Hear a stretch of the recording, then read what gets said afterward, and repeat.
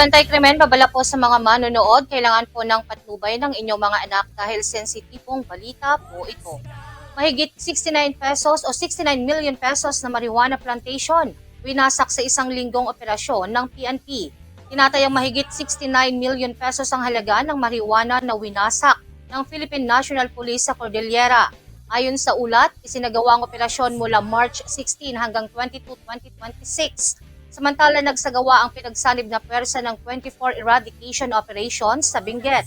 Dahil dito umabot sa 72,900 na ganap na tumubong halaman ng marijuana ang nawasak. Bukod pa rito, nasira rin ang 420 seedlings o mga bagong tanim. Gayon din, nakumpiska ang higit 454,000 gramo ng pinatuyong dahon at tangkay. Sa kabuuan, tinatayang nagkakahalaga ang mga ito ng 69,172,200 pesos. Samantala, pinuri ni PNP Chief of Police General Jose Melencio C. Nartatis Jr. ang mga operatiba. Ayon sa kanya, mahalaga ang tuloy-tuloy na operasyon laban sa iligal na droga. Dagdag pa niya, makatutulong ito upang maputol ang supply ng droga sa rehiyon.